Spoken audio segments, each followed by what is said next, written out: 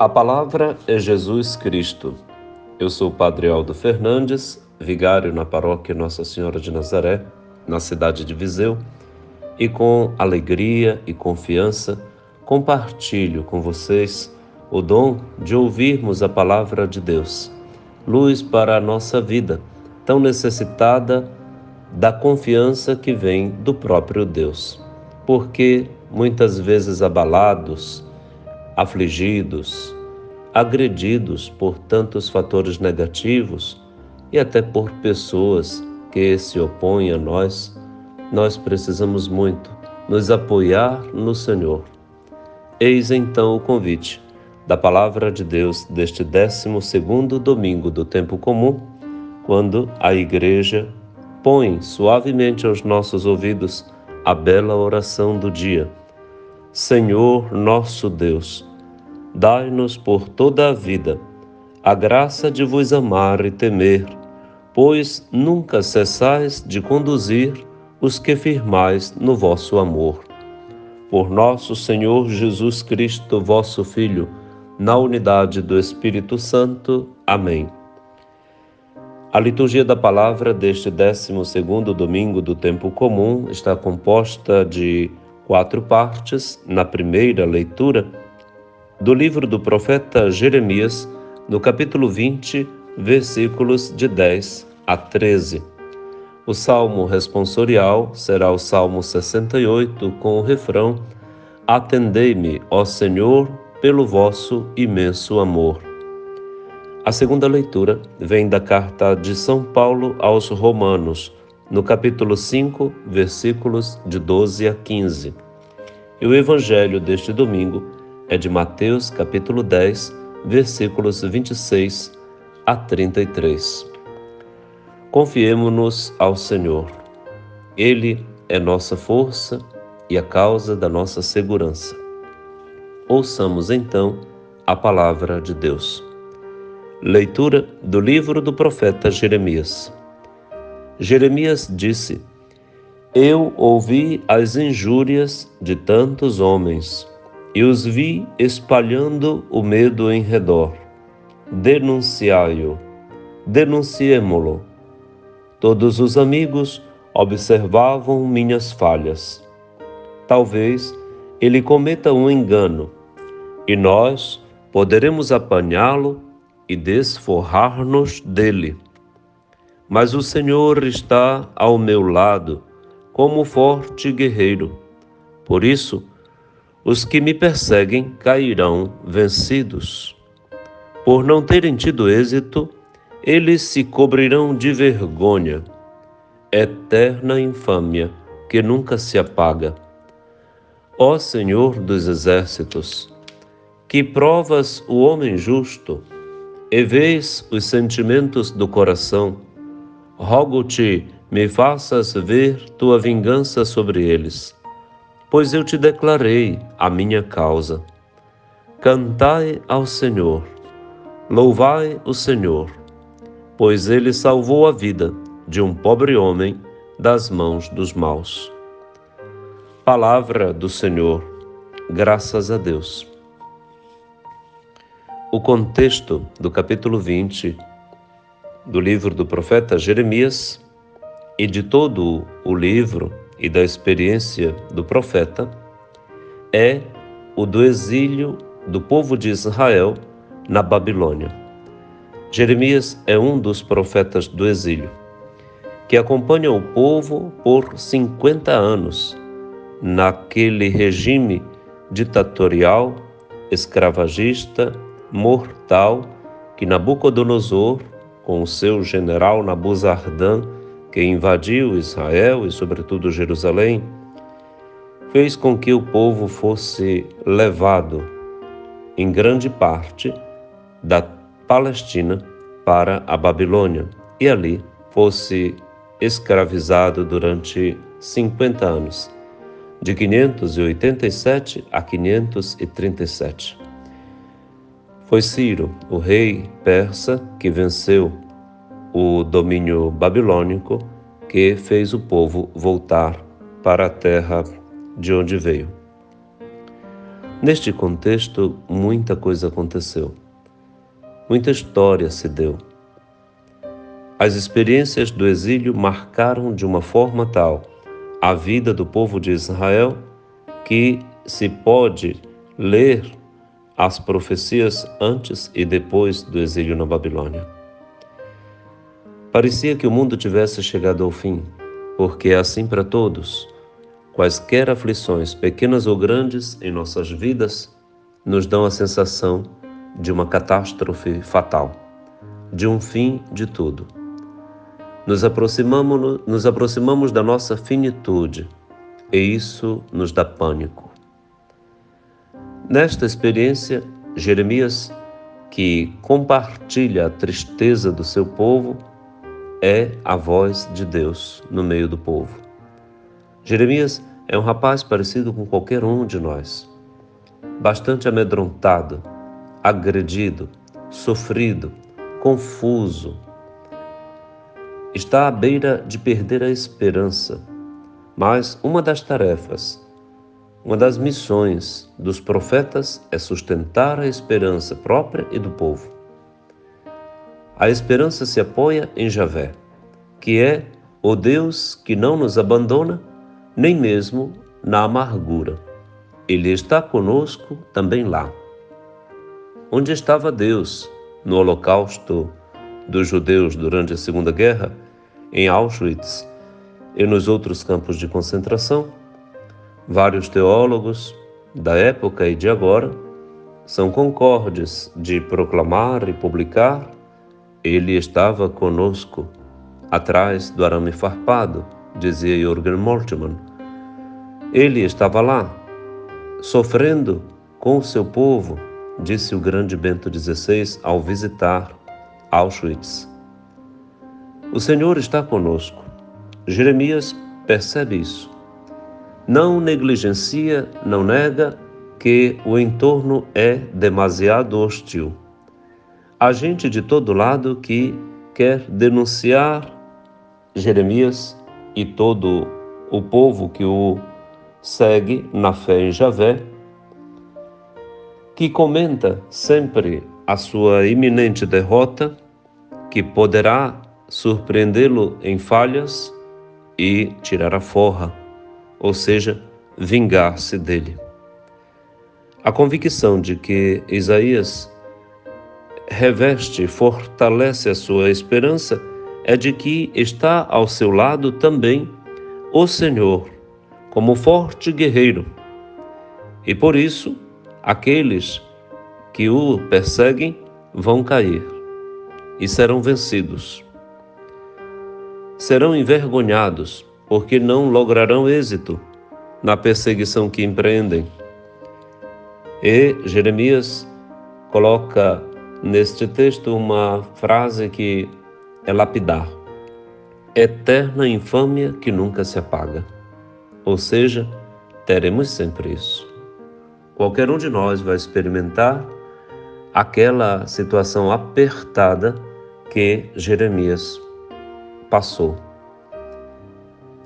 Nesse momento, eclode do coração do esperançado Jeremias uma bela oração.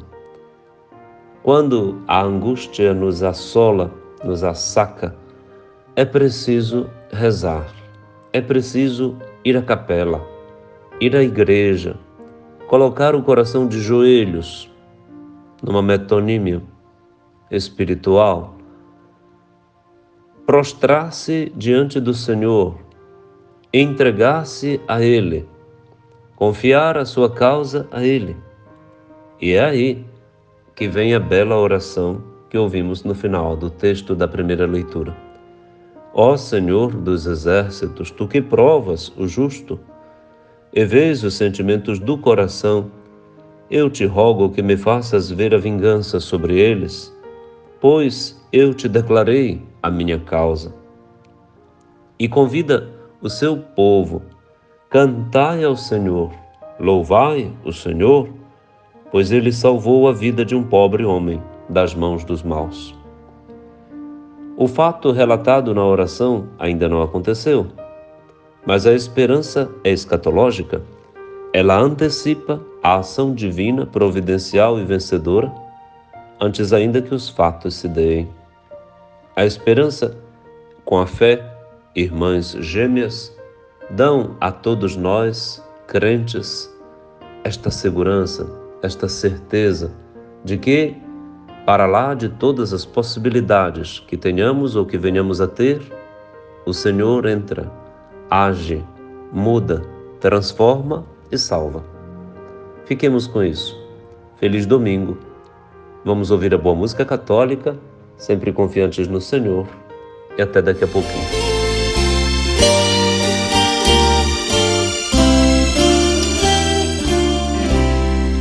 Eu vim de lá do interior, aonde a religião ainda é importante. Lá se alguém passa em frente da matriz, se benze e pensa em Deus e não sente vergonha de ter fé. Eu vim de lá do interior e sei que a religião já não influi mais tanto nas pessoas. Sei que a televisão, o rádio e o jornal convencem mais cabeças do que o padre lá no altar.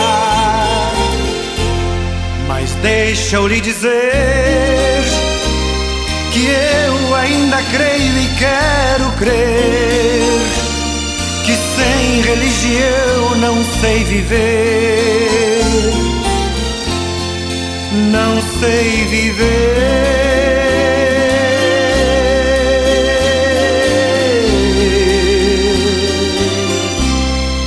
Não sei viver.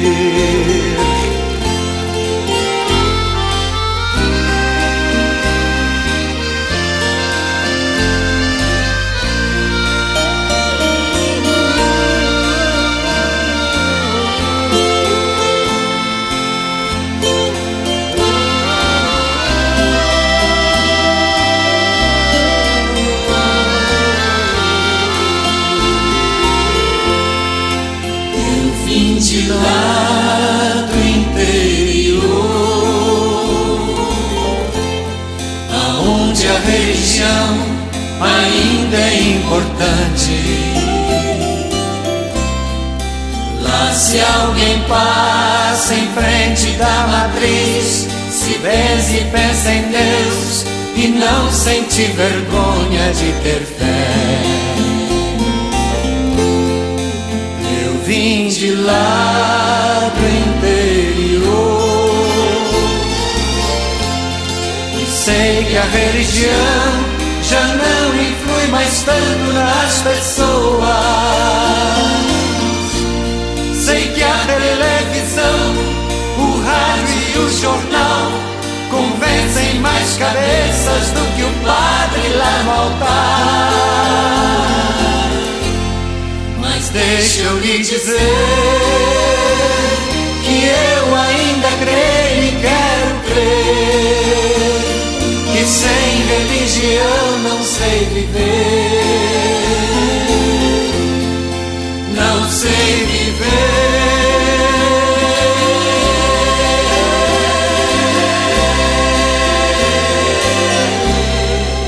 Não sei viver. Não sei viver.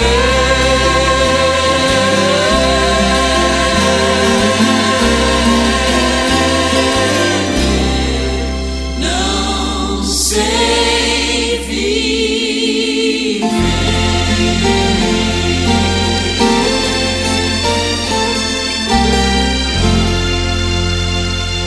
A palavra é Jesus Cristo.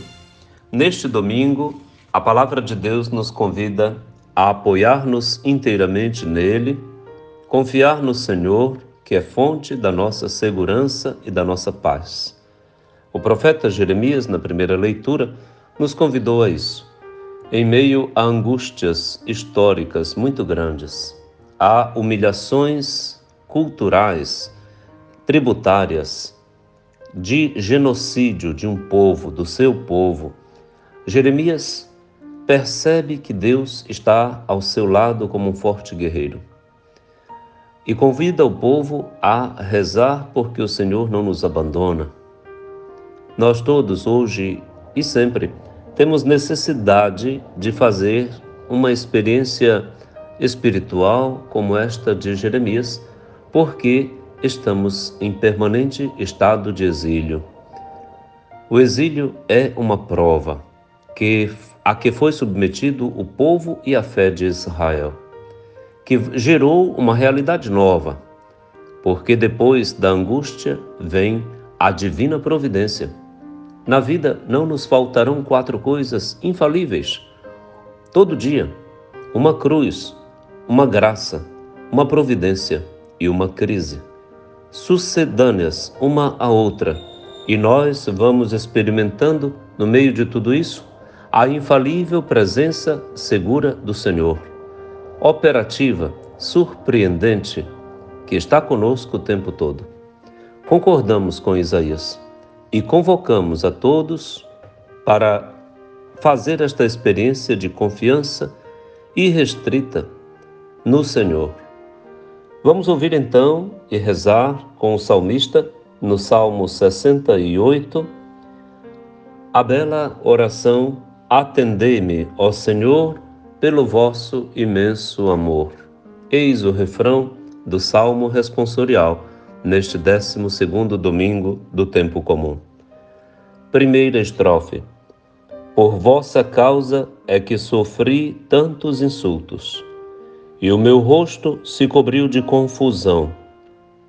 Eu me tornei como um estranho a meus irmãos, como estrangeiro para os filhos de minha mãe.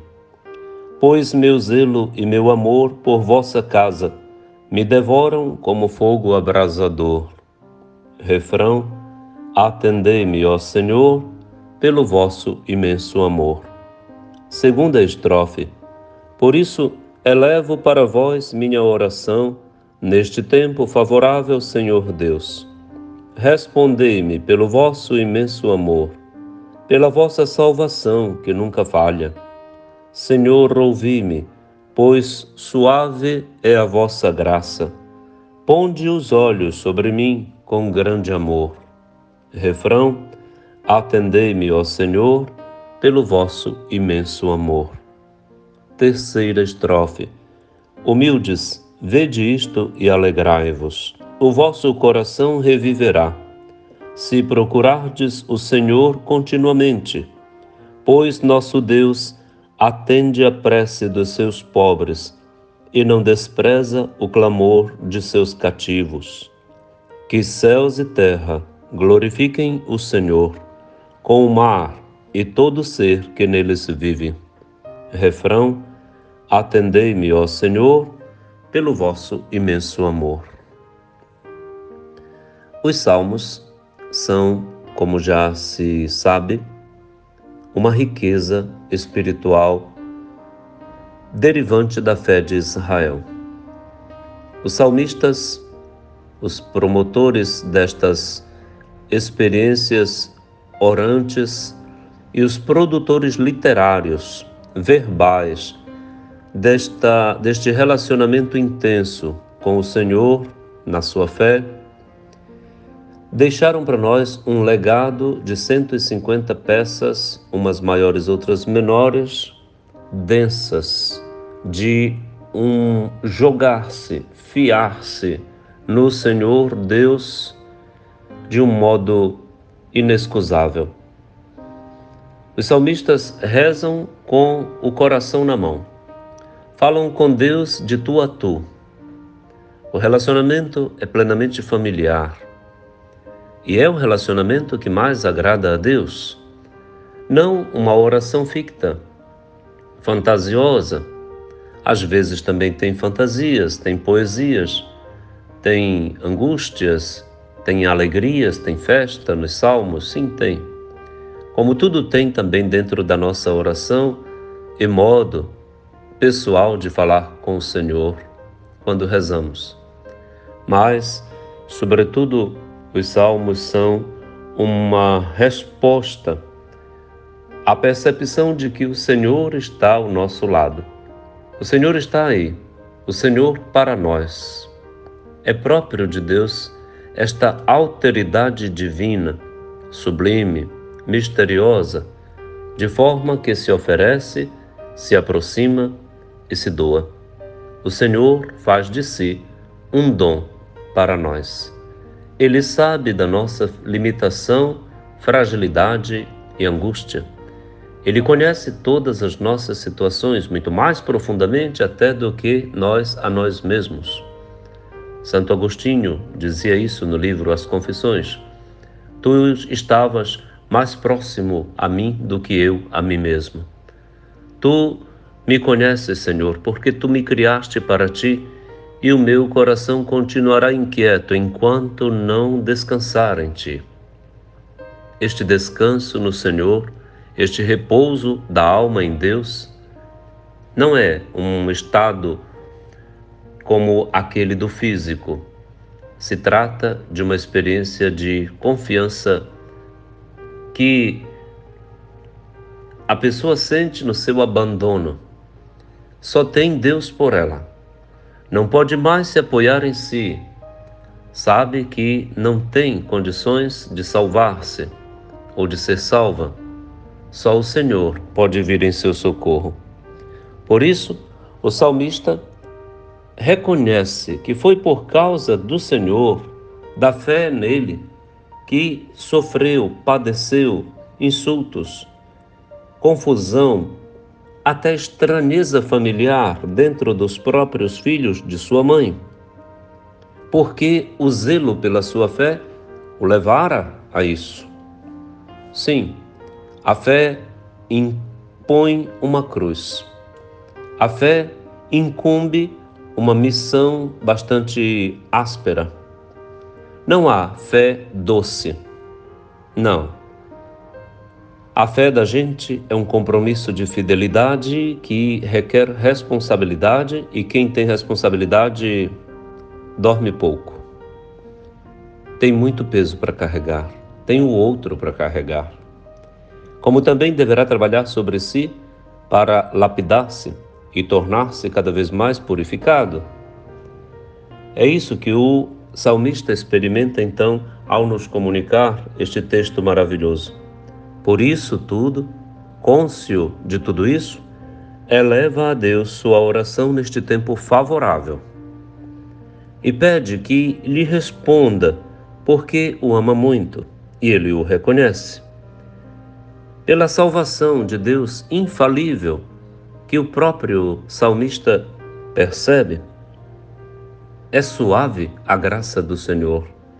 A suavidade divina, a paz, o shalom que ele traz, é percebido no mais profundo da alma, longe e lá no escondido de todas as perturbações externas que afligem a pessoa. Sim, é lá que se sente a suavidade do Senhor. Aí o convite é: ponde os olhos sobre mim. Que o Senhor volva seu olhar de misericórdia para o salmista.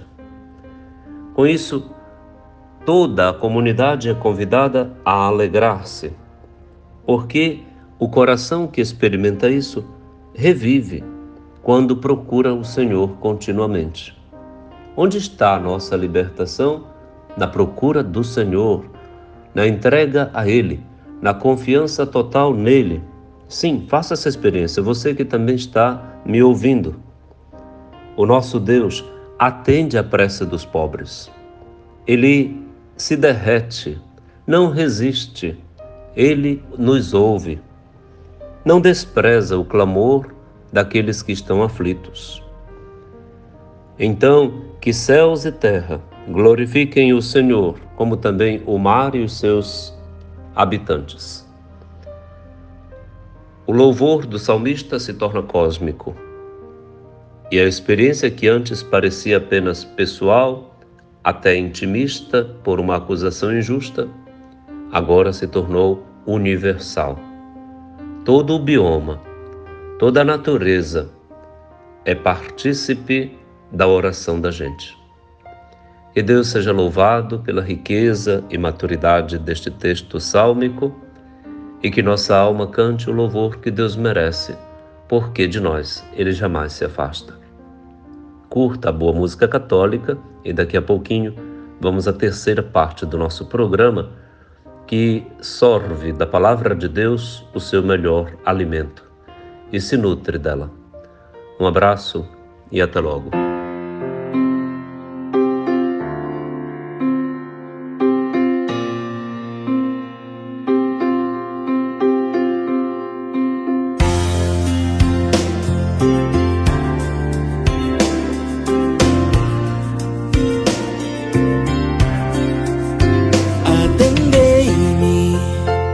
Senhor, pelo vosso imenso amor, atendei-me, ó Senhor, pelo vosso imenso amor. Por vossa causa é que sofri tantos insultos e o meu rosto se cobriu de confusão. Eu me tornei como um estranho a meus irmãos, como estrangeiro para os filhos de minha mãe. Pois meu zelo e meu amor por vossa casa me devoram como fogo abrasador.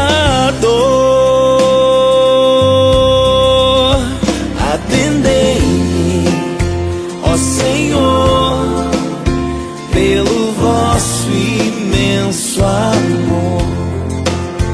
Por isso eu levo para vós minha oração, neste tempo favorável, Senhor Deus. Respondei-me pelo vosso imenso amor, pela vossa salvação que nunca falha. Senhor, ouvi-me, pois suave é vossa graça. Ponde os olhos sobre mim com grande amor. Atendei-me, ó Senhor, pelo vosso imenso amor.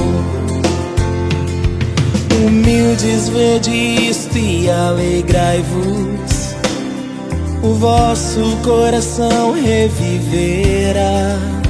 Se procurardes o Senhor continuamente, pois nosso Deus atende a prece dos seus pobres e não despreza o clamor de seus cativos.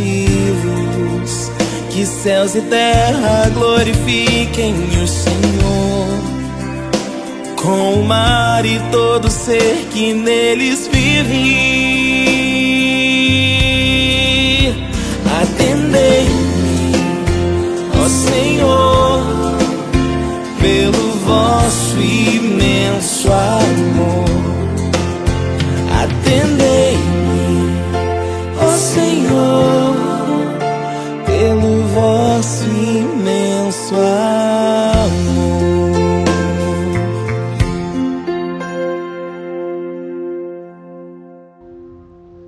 A palavra é Jesus Cristo e nós proclamamos que Deus nos fala por meio do seu Filho. Vamos ouvir então agora a segunda leitura da liturgia da palavra deste 12º domingo do tempo comum na Igreja Católica. Leitura da Carta de São Paulo aos Romanos. Irmãos, o pecado entrou no mundo por um só homem. Através do pecado entrou a morte. E a morte passou para todos os homens, porque todos pecaram. Na realidade, antes de ser dada a lei, já havia pecado no mundo. Mas o pecado não pode ser imputado quando não há lei. No entanto, a morte reinou desde Adão até Moisés, mesmo sobre os que não pecaram, como Adão, o qual Era a figura provisória daquele que devia vir. Mas isso não quer dizer que o dom da graça de Deus seja comparável à falta de Adão. A transgressão de um só levou a multidão humana à morte. Mas foi de modo bem superior que a graça de Deus, ou seja, o dom gratuito concedido através de um só homem, Jesus Cristo, se derramou em abundância sobre todos. Palavra do Senhor, graças a Deus. A carta aos Romanos tem 16 capítulos. E se puder, leia todos. Aqui estamos no capítulo 5, num trecho pequeno, dos versículos 12 a 15. As temáticas desta carta são temáticas teológicas de uma reflexão refinada, apurada da fé da comunidade cristã na caneta e na voz de Paulo ou do seu secretário. O pensamento genuinamente é dele e reflete uma comunidade cada vez mais amadurecida teologicamente. Se trata de um tratado teológico aqui sobre a salvação operada por Jesus Cristo na graça para ir ao encontro daqueles que sucumbiram ao pecado e deles se dão conta para retornarem à vida e à salvação por meio da graça de Cristo Jesus. E nesta carta temos vários temas teológicos de grande relevância. Um deles é a relação entre o pecado e a morte e a relação deste binômio, a graça salvífica de Cristo Jesus pela morte de Jesus e pela sua ressurreição. Paulo confronta, então, um tema capital para a fé cristã, porque se vê diante da necessidade de afirmar para os cristãos de Roma, mas também do mundo todo, que não triunfa o pecado e a morte que lhe é consequente. O que triunfa é Cristo Jesus e a graça que dele deriva. Da morte do Senhor, a nossa foi vencida. Pela graça dele, o pecado foi eliminado. Portanto, a glória, a elevação, a supremacia, a primazia de Cristo, para aqueles que nele creem, é suficiente para nos arrancar do domínio de qualquer desgraça que se tenha historicamente guardado ou que se venha a experimentar momentaneamente por causa desta abertura e acolhida da oferta que Deus fez no seu Filho. Como não nos daria tudo pelo seu Filho? Nos deu o seu Filho. E, portanto, por Cristo, com Cristo, em Cristo, nós temos a possibilidade, a porta aberta para dar o passo para dentro e ingressar na comunidade dos salvos. O mundo inteiro precisa saber disso.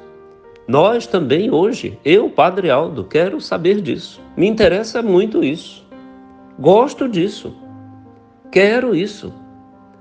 Quero sentir profundamente isso, na minha carne, no meu sangue, na minha consciência, no meu exercício ministerial, na minha atividade pastoral.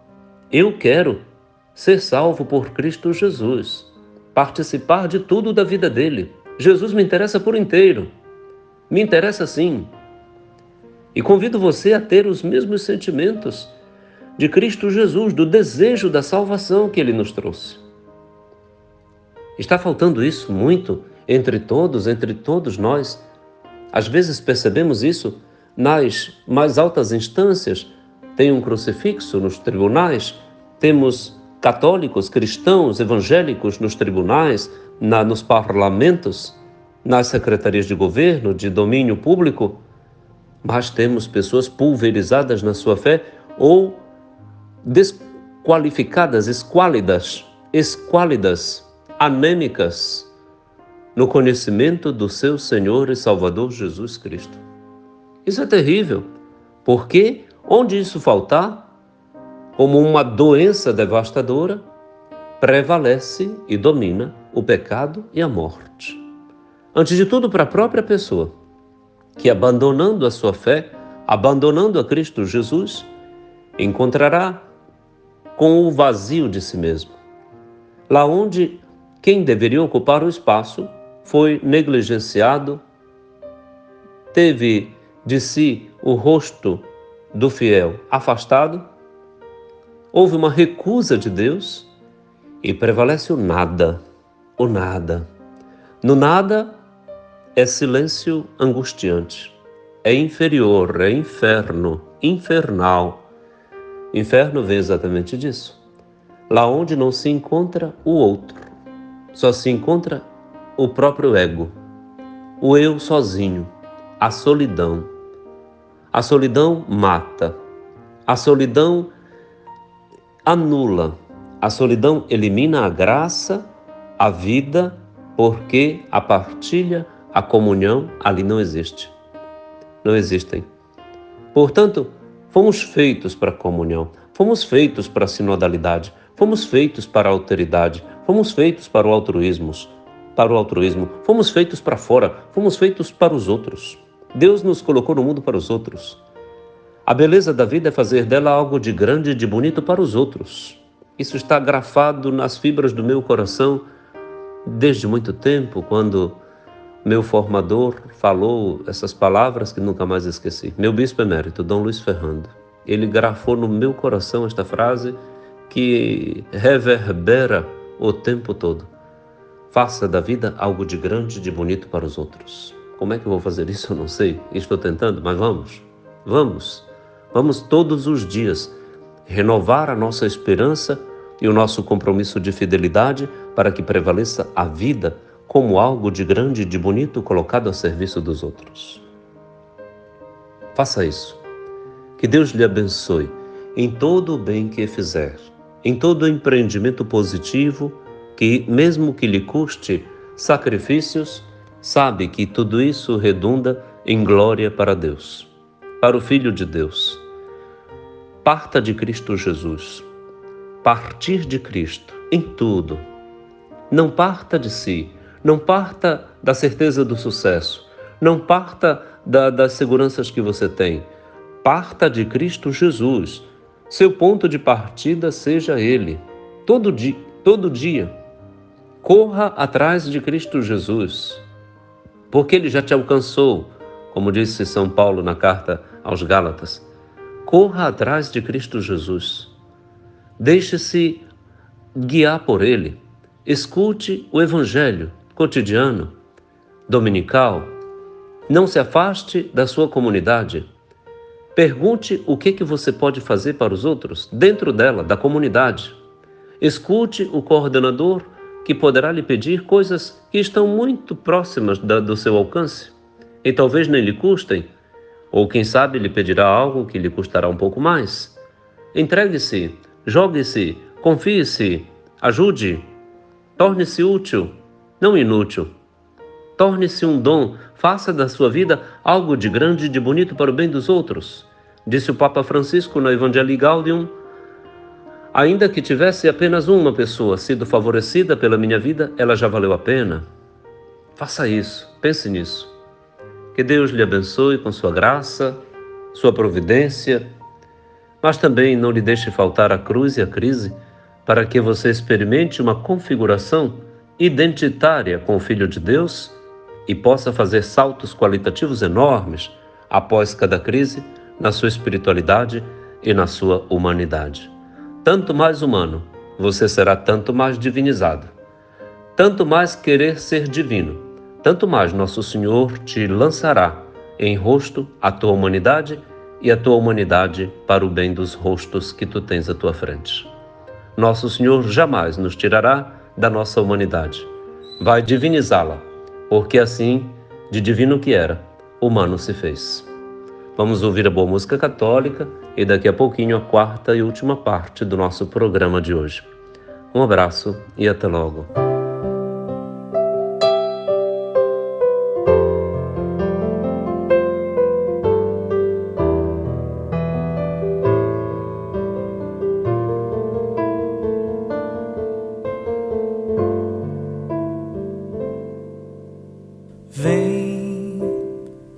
que a tempestade já não pode te abalar. A segurança em meu barco encontrarás. Confia em mim, o meu amor te abrigará. Sei que angustiado o coração se endureceu, mas eu entendo tudo que te aconteceu. Ainda é tempo de voltar para o teu Deus.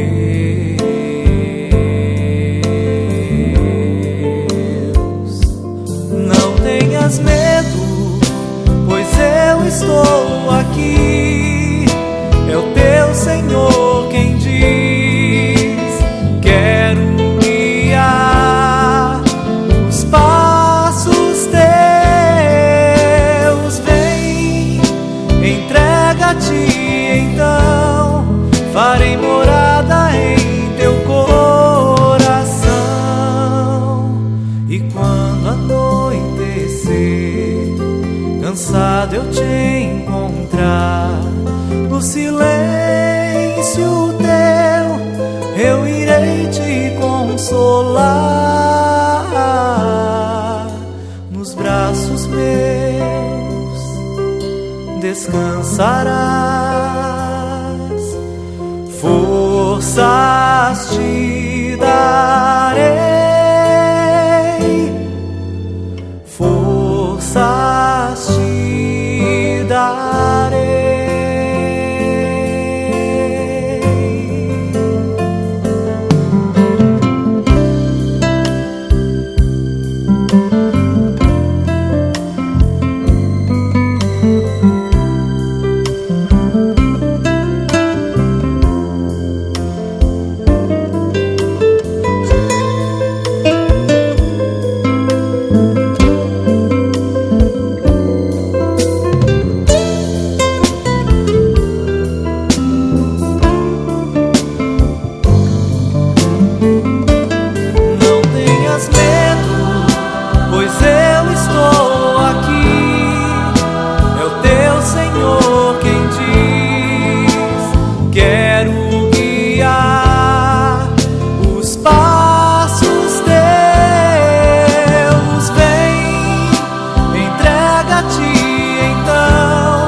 Farei morada em teu coração.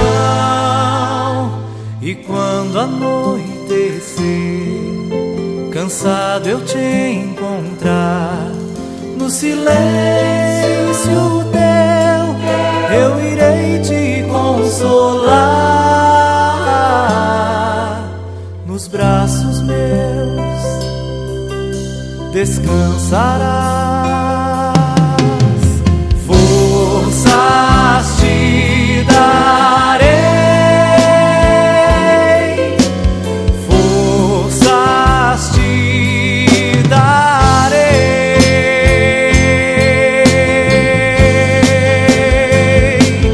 Não tenhas medo, pois eu estou aqui. É o teu Senhor quem diz: quero guiar os passos teus. Vem, entrega-te então, farei morada em teu coração. E quando anoitecer, cansado eu te encontrar, no silêncio teu eu irei te consolar. Nos braços meus descansarás. Forças te darei,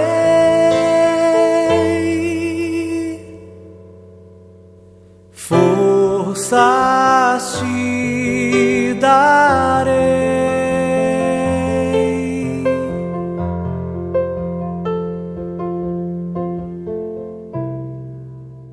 A palavra é Jesus Cristo. Chegamos à última parte do nosso programa neste 12º domingo do tempo comum para ouvirmos o Evangelho. Eu lhe saúdo com a paz que vem do Senhor Jesus e lhe desejo todo bem para si e para os seus neste domingo e ao longo de toda esta semana que ele inicia. Vamos ouvir então a proclamação do Evangelho de Jesus Cristo segundo Mateus, capítulo 10, versículos 26 a 33. Naquele tempo disse Jesus a seus apóstolos: Não tenhais medo dos homens, pois nada há de encoberto que não seja revelado, e nada há de escondido que não seja conhecido. O que vos digo na escuridão, dizei-o à luz do dia. O que escutais ao pé do ouvido, proclamai-o sobre os telhados. Não tenhais medo daqueles que matam o corpo, mas não podem matar a alma. Pelo contrário, temei aquele que pode destruir a alma e o corpo no inferno. Não se vendem 2 pardais por algumas moedas? No entanto, nenhum deles cai no chão sem o consentimento do vosso Pai. Quanto a vós, até os cabelos da vossa cabeça estão todos contados. Não tenhais medo. Vós valeis mais do que muitos pardais. Portanto, todo aquele que se declarar a meu favor diante dos homens, também eu me declararei em favor dele diante do meu Pai que está nos céus. Aquele, porém, que me negar diante dos homens, também eu o negarei diante do meu Pai que está nos céus. Palavra da salvação. Glória a vós, Senhor. Jesus estava instruindo os 12 que acaba de eleger no meio dos discípulos para prepará-los à missão. Daí em diante começa uma experiência missionária em vista da constituição na fé de Pedro, mais adiante no capítulo 16, da sua comunidade eclesial. Esta experiência de formação dos discípulos implica, da parte de Jesus, muita clareza e firmeza. E da parte dos discípulos que se tornarão enviados, apóstolos quer dizer isso, enviados para a missão em nome do Senhor Jesus, muito compromisso e, sobretudo, muita coragem, para que esta ousadia, esta parresia de confiar em Jesus, na sua palavra, não se arrefeça e eles não tenham o declínio da missão que lhe foi confiada. Por isso, uma das observações frequentes de Jesus ao longo de todo o Evangelho, que percebemos, é um combate ao medo. O medo, para Jesus, é um inimigo mortal da fé. A fé, a confiança, são assoladas, solapadas pelo medo. O medo torna a pessoa frangalho, fragiliza, torna a pessoa fraca e, portanto, indisposta. O medo leva imediatamente a um não. O não de quem não confia, de quem não acredita e, portanto, é uma minada fatal na fé. O medo é uma doença interior contrária que mina a fé. A fé não pode se atrelar a medos. O crente não pode ter medo. Por isso Jesus reitera a advertência: não tenhais medo dos homens, de nada. Não tenhais medo de nada, porque o Senhor, vosso Deus, até contou os cabelos da vossa cabeça. Uma metáfora usada por Jesus para dizer quanto nós valemos para Ele, quanto nós somos importantes, quanto Deus nos tem na mão e no coração, grafados em sua memória, tatuados no seu coração. Por isso, Deus cuida de nós. Deus cuida de nós. Nós temos dono, nós temos Senhor. Nós não somos largados, abandonados. Não. O Senhor é o nosso Deus, dono. Nós somos sua propriedade, mas mais do que isso, naquela concepção material, nós somos filhos no Filho. O batismo nos deu a graça de valor altíssimo. Nós temos herança, nós somos importantes. Se contou até os cabelos da nossa cabeça, imagina. Um modo para Jesus insuflar no coração dos seus amigos uma grande confiança, uma grande coragem. Não ter medo de nada. Não tenhais medo. É uma frase que Jesus vai repetir o tempo todo de experiência terrena com os seus discípulos. Se eles vencerem o medo, se eles combaterem o medo dentro de si como uma doença mortal que pode destruir a sua fé, então eles terão coragem até para se declarar, para se posicionar, para assumir as opções de Jesus, a palavra de Jesus, o coração de Jesus, o que Jesus gosta. Deverão denunciar e o farão com galhardia até e com o risco da própria vida, aquilo que se opõe ao reino de Deus pregado por Jesus. Se isso acontecer, Jesus se declarará a favor deles diante do Pai. Se isso não acontecer, Jesus mesmo vai se declarar em desfavor como juiz diante do Pai para aqueles que o traíram. Então, o Evangelho desse domingo nos convoca a um pacto, a uma aliança. Muito sério o Evangelho desse domingo, muito forte, porque nos convida a renovar a graça batismal com Jesus, com o Evangelho, com o reino de Deus. Nos nossos compromissos ordinários, pelos quais o nosso compromisso com o Senhor se revela, se manifesta, se concretiza. Nossos votos religiosos e de ordem, nossos compromissos com o nosso povo, nossos compromissos cotidianos minúsculos, nossa pontualidade, nossa fidelidade, assiduidade, nossa coerência de vida, o respeito pelo outro e até pela sua fragilidade por seus pecados. Tudo isso, na ordem da caridade, deverá nos levar a nos declarar o tempo todo, de modo identitário mesmo, a favor de Jesus, a favor do Evangelho, de vida evangélica, de vida segundo Cristo Jesus, viver segundo Cristo, viver segundo o seu Espírito. Isso é um projetaço. Isso desafia a nossa mediocridade.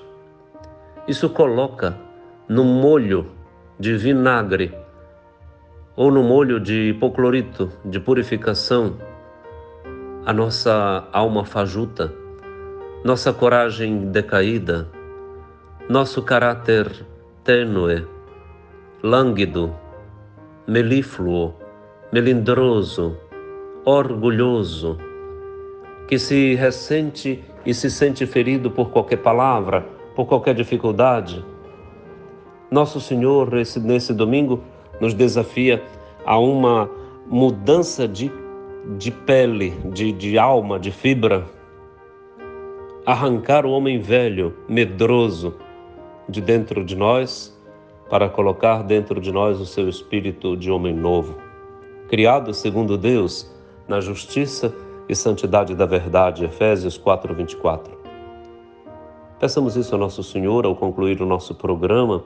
Dá-me, Senhor, teu Espírito, coloca teu Espírito dentro de mim, de forma renovada e redobrada, para que na unção do teu Espírito, minha alma glorifique o Senhor como Maria, mas de uma glorificação que provém de uma vida entregue, doada, apostólica, missionária, que se fez dom porque dom recebeu de Deus na Eucaristia. A Eucaristia será nossa força, nossa vida, é Jesus vivo para nós. E é daqui que a gente distribui por onde vai e deixa marcado por onde passa as marcas de Cristo Jesus que trazemos em nós. Senhor, renova-nos. Com a graça deste domingo e desta nova semana que se inicia, nós nos confiamos a Ti. Em Ti nós confiamos, a Ti nos entregamos. Pai nosso que estais nos céus, santificado seja o vosso nome. Venha a nós o vosso reino. Seja feita a vossa vontade, assim na terra como no céu. O pão nosso de cada dia nos dai hoje. Perdoai-nos as nossas ofensas, assim como nós perdoamos a quem nos tem ofendido. E não nos deixeis cair em tentação, mas livrai-nos do mal. Amém. Abençoe-lhe o Deus Todo-Poderoso, que é Pai e Filho e Espírito Santo. Amém.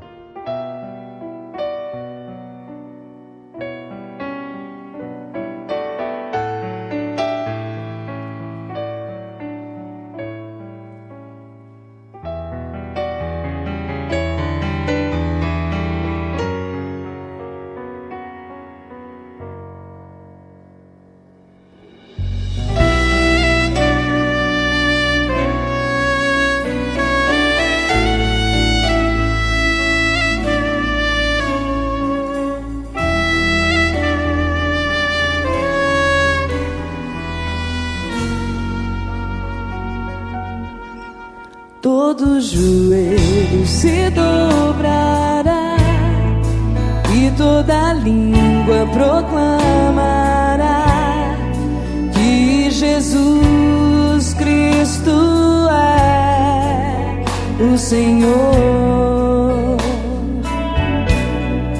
Todo joelho se dobrará e toda língua proclamará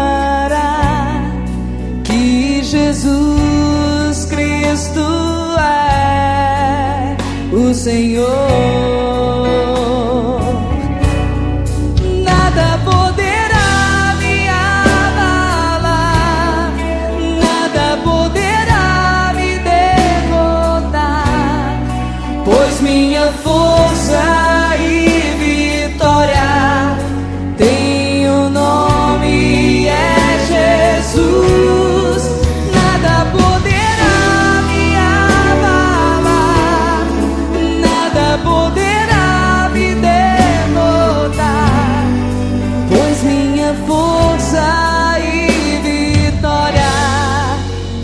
Jesus. Vamos aplaudir com toda a força esse nome que tem poder. Jesus, nosso Senhor.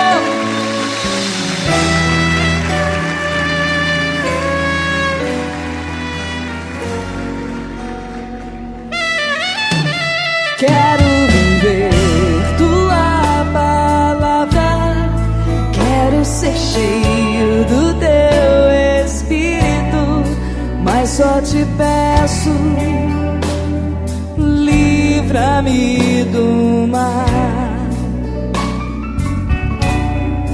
Quero viver tua palavra, quero ser cheio do teu Espírito, mas só te peço, livra-me do mal.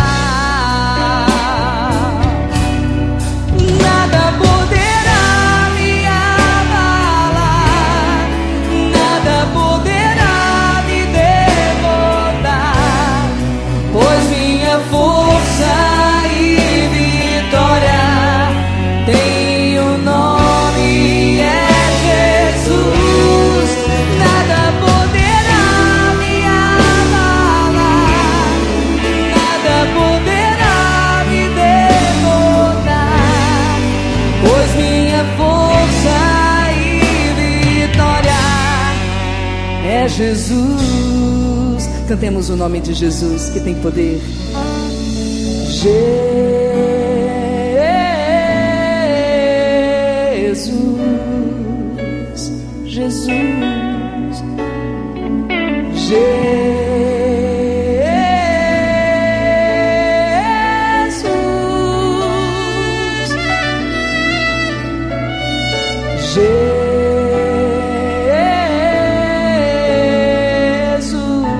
Ele tem poder.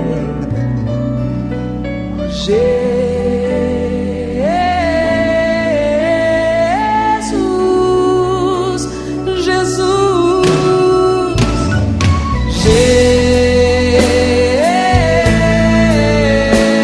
Jesus, Ele é o Senhor.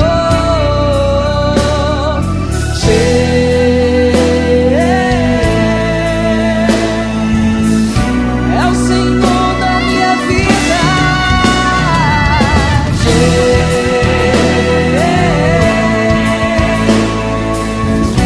É o Senhor das nossas famílias.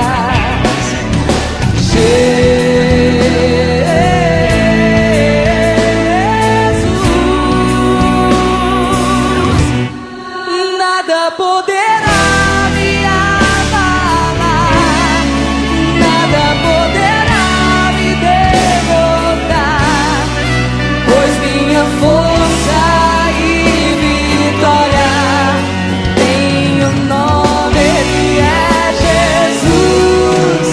Nada poderá me abalar, nada poderá me derrotar, pois minha força e vitória é Jesus. Mais uma vez vamos aplaudir o nosso Deus, Jesus, Senhor das nossas vidas, das nossas famílias. Ele é o Senhor. Força nessa palma, é pra Jesus.